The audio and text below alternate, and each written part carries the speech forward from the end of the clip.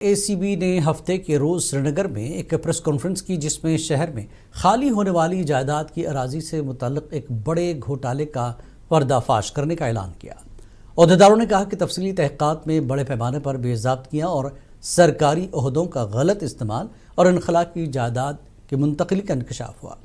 جانچ کے دوران ACB کو بدعنوانی اور بااثر افراد کی غیر قانونی لین دین کے ثبوت ملے۔ ایک سینئر پولیس افسر کے خلاف بھی ان کے معلوم ذرائع آمدنی سے غیر متناسب اثاثے رکھنے کا ایک الگ مقدمہ درج کیا گیا ہے۔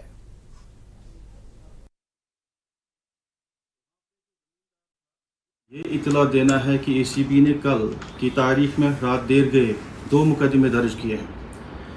ایک مقدمہ گپکار لینڈ تبادلے کے سلسلے میں درج کیا گیا۔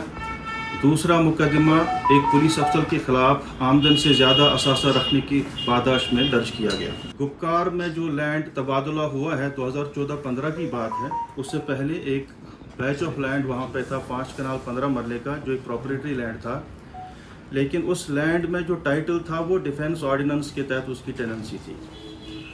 وہاں پہ جو زمیندار تھا، اس زمیندار نے ریونیو ڈپارٹمنٹ کو اپروچ کر کے ایزمنٹ رائٹس کے لیے اپلائی کیا۔ ایزمنٹ رائٹس کے لیے جب اپلائی کیا گیا، اس کے بعد فائل بہت دیر تک بغیر ٹچ کیے ہوئے رہ گئی، اور بعد میں اس کو سبورٹ کر کے ایک اور پلان بنایا گیا۔ رواں ماہ NC کانگریس اتحاد سرکار کو پورا 1 سال ہو گیا ہے، تاہم حزب اختلاف کی جماعتوں نے الزام لگایا کہ عمر سرکار منشور میں کیے گئے وعدوں کو پورا نہیں کر پائی۔ PDP نے بے روزگاری اور ریزرویشن کے مدعے پر سرکار کو تنقید کا نشانہ بنایا، جبکہ BJP نے سرکار پر اپنی ناکامیوں کو چھپانے کے لیے اسٹیٹ ہوڈ اور بزنس رولز کا سہارا لینے کا الزام لگایا۔ NC نے اپنے دفاع میں LG کی بار بار مداخلت کرنے سے پیدا مشکلات کا حوالہ دیا۔ لیکن ہم دیکھ رہے ہیں کہ آج بھی اس کے اوپر کوئی قانون نہیں لایا گیا۔ ہم نے پچھلے اسمبلی سیشن کے اندر بھی ایک بل لایا کہ اس حوالے سے کم سرکار تھوڑی اس کو سنجیدگی سے لے گی اور لوگوں کو کچھ نہ کچھ آرام پہنچے گا، لیکن ہم دیکھ رہے ہیں کہ کوئی ایسا آرام جو ہے وہ لوگوں کو نہیں ملا۔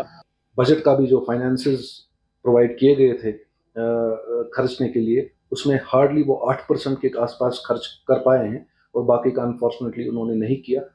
جتنے بھی ان کے فیلیئرز ہیں، جو بھی ڈیلیوریز ان کو گراؤنڈ زیرو پہ لوگوں کے پاس جو سہولیات دینی تھی، جو انہوں نے وعدے کیے تھے، اس میں وہ فیلیئر رہے ہیں۔ 2 یونٹ بجلی ہم لوگوں نے سٹارٹنگ میں AAY والوں کو دی ہے، جس میں 15 لاکھ لوگ آتے ہیں AI والوں کو۔ دیٹ واز دا سٹارٹ، ان سے ہم نے شروعات کی ہے پہلے سال میں۔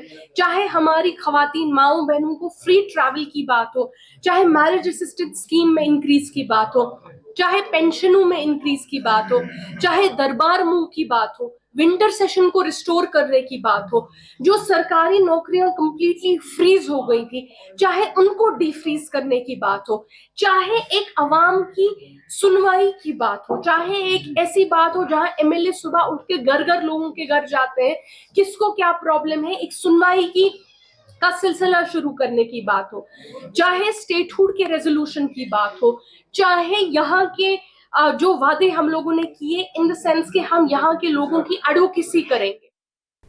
حکومت کے 1 سال پورا ہونے کے حوالے سے پوچھے جانے پر ممبر پارلیمنٹ اغراللہ نے آج کہا کہ ان کی ذاتی رائے ہے کہ حکومت سیاسی محاذ پر زیادہ کچھ نہیں کر پائی۔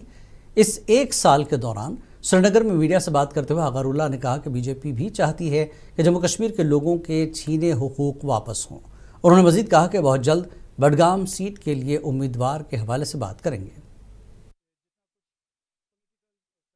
کرنے کی ضرورت، کارکردگی سے مجھے خوش نہیں کرنا ہے، وہ لوگوں کو خوش کرنا ہے۔ اگر لوگ راضی ہو تو میں راضی ہوں۔ اگر لوگ سوال کرتے تو ان سوالوں کو سنجیدگی سے سننا چاہیے اور فکر کرنی چاہیے کہ کہاں پہ کوتاہی ہوئی ہے۔ تو جیسا کہ لگتا ہے ابھی 1 سال پورا ہونے کو ہے، کہ جتنا کچھ پولیٹیکل فرنٹ پہ کرنے کی ضرورت تھی وہ سب کچھ نہیں ہوا۔ جو انٹینٹ دکھانے کی ضرورت تھی، مجھے ذاتی طور لگتا ہے کہ وہ انٹینٹ ابھی تک دکھا۔ NC صدر ڈاکٹر فاروق عبداللہ اس بار راجیہ سبھا انتخابات میں حصہ نہیں لیں گے، یہ کہنا ہے وزیر اعلیٰ کے مشیر ناصر اسلم وانی کا۔ سرینگر میں میڈیا سے گفتگو کرتے ہوئے وانی نے کہا کہ جس طرح کے سیاسی حالات جموں کشمیر میں بنے ہوئے ہیں، یہاں ڈاکٹر فاروق عبداللہ کی زیادہ ضرورت رہے گی۔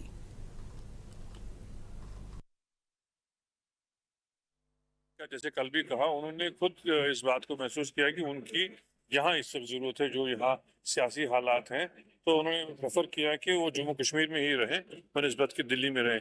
और हमारे लिए भी ये बड़ी ज़रूरी बात है कि वो जो तजुर्बा फारूक साहब का है, जो उनकी हमको यहाँ ज़रूरत है, उनकी सरपरस्ती की ज़रूरत है, उनके मशवरे की बार बार ज़रूरत है, तो उसलिए अवामी इत्तेहाद पार्टी के मरकजी तर्जुमान इनाम नबी ने पार्टी के सीनियर रहनुमाओं के साथ आज कश्मीर प्रेस क्लब श्रीनगर में एक प्रेस कॉन्फ्रेंस की। प्रेस कॉन्फ्रेंस के दौरान रहनुमाओं ने नेशनल कॉन्फ्रेंस हुकूमत पर इसकी मुबैना नाकामियों पर सख्त तनकीद की और आइंदा बडगाम ज़िमनी इंतखाबात के लिए पार्टी के उम्मीदवार का ऐलान किया। एक तो ये कि जो नेशनल कॉन्फ्रेंस सरकार ने 1 साल कंप्लीट किया है उस पर हम बात करना चाहते हैं। दूसरा, जो बड़गाम में बाई इलेक्शन हो रहे हैं उस पर बात होगी। आप सबको मालूम है कि इलेक्शन से पहले नेशनल कॉन्फ्रेंस के लीडरशिप बिलखुसूस उमर साहब और फारूक साहब किस तरह वोकल थे फॉर रेस्टोरेशन ऑफ स्टेटहुड और for restoration of article 370।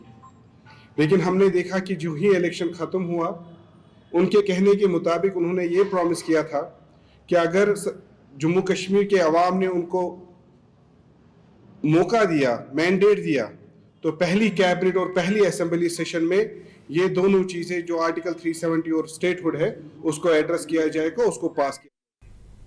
Kokernag में शहीद हुए 2 फौजी जवानों को आज लेफ्टिनेंट गवर्नर मनोज सिन्हा ने खराज अक़ीदत पेश किया। लॉन्स हवालदार पलाश घोष और लांस नायक सुजय घोष को उनकी अजीम कुर्बानियों के लिए एलजी ने श्रीनगर के आर्मी हेडक्वार्टर में गुलाह अक़ीदत पेश किए। दोनों के जस्द खाकी को उनके आबाई वतन भेज दिया गया।